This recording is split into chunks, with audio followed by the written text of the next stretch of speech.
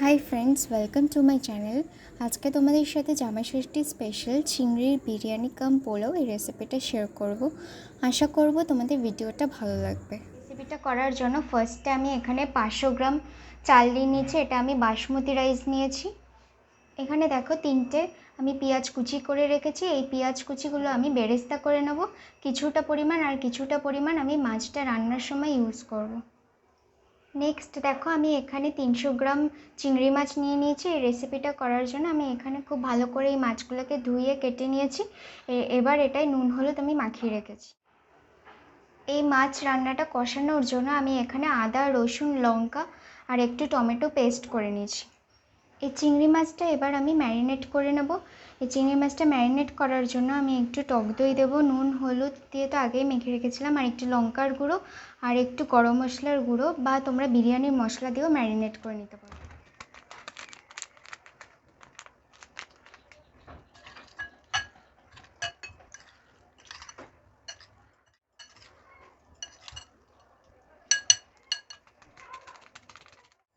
মাছটা আমার ম্যারিনেট করা হয়ে গেছে। এবার আমি বেরেস্তাটা বানিয়ে ফেলবো। বেরেস্তা বানানোর আগে তোমরা পেঁয়াজ যে কুচি করে রেখেছিলে সেই পেঁয়াজ কুচির মধ্যে একটু কর্নফ্লাওয়ার মিশিয়ে বেরেস্তা করো, তাহলে বেশি মুচমুচে হবে।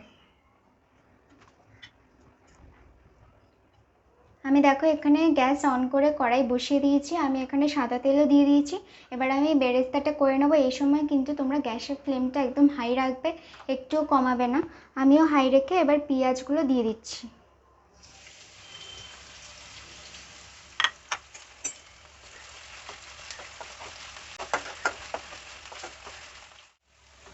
পেঁয়াজের বেরেস্তাগুলো ভাজা হয়ে গেছে। এবার আমি পেঁয়াজের বেরেস্তাগুলো তুলে নিচ্ছি।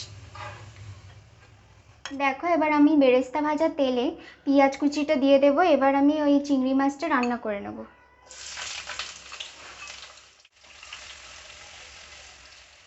আমার দেখো এখানে পেঁয়াজটা ভাজা হয়ে গেছে। এবার আমি চিংড়ি মাছটা রান্না করে নেব। এই সময় তোমরা চিংড়ি মাছটা ভেজে নিতে পারো।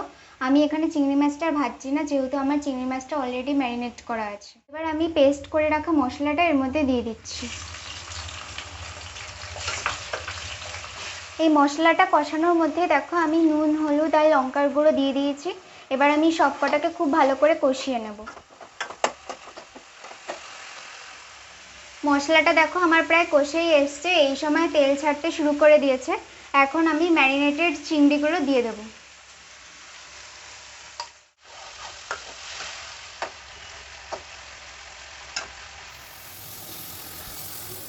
চিংড়ি মাছটা দেখো আমার এখানে রান্না করা হয়ে গেছে। লাস্টে আমি এখানে একটু গরম মশলা গুঁড়ো আর গোলাপ জল ছড়িয়ে দেবো।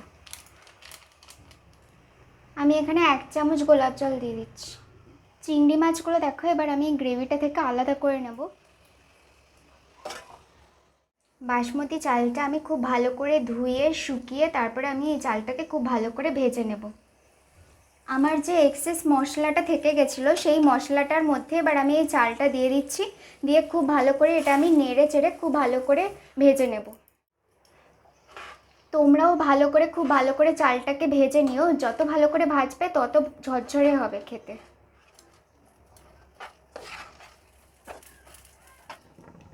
চালটা এখানে আমার খুব ভালো করে ভাজা হয়ে গেছে। এবার আমি যেহেতু এখানে 500 গ্রাম চাল নিয়েছিলাম, তাই আমি 1 লিটার জল ইউজ করব। তোমরা যা চাল ইউজ করবে তার থেকে ডবল জল ইউজ করবে। আর এখানে আমি জল ইউজ করছি না, জলের বদলে আমি দুধ ইউজ করছি। তোমরা চাইলে জলও ইউজ করতে পারো, দুধও ইউজ করতে পারো, বা নারকেলের দুধও ব্যবহার করতে পারো। এই ভাজা চালটার মধ্যে এবার আমি দুধটা দিয়ে দিচ্ছি। তোমরা এখানে নারকেলের দুধও ব্যবহার করতে পারো চাইলে, বা এমনি দুধও ব্যবহার করতে পারো। এবার এটাকে আমি যতক্ষণ না চালটা সেদ্ধ হচ্ছে ততক্ষণ খুব ভালো করে ঢেকে এটা কম আঁচে একদম করতে হবে। আর এর মধ্যে আমি 3টে কাঁচা লঙ্কা চেড়ে দিয়ে দিচ্ছি, আর এর সঙ্গে আমি একটু কাজু কিশমিশ এখানে একবারে দিয়ে দিচ্ছি। চালটা আমি সেদ্ধ হতে দেওয়ার সময় এখানে নুন মিষ্টি দিয়ে দিয়েছিলাম। তোমরা তোমাদের স্বাদ মতো নুন মিষ্টি অ্যাড করে দিও। এখানে আমি 20 মিনিট পরে এবার ঢাকনাটা খুলছি, আর খুলে মোটামুটি আমার চালটা সেদ্ধ হয়ে এসছে। এই সময় আমি রান্না করে রাখা চিংড়ি মাছটা অ্যাড করে দেবো। এই সময় আমি আলতো হাতে খুব ভালো করে দুটোকে মিক্সড করে দেবো।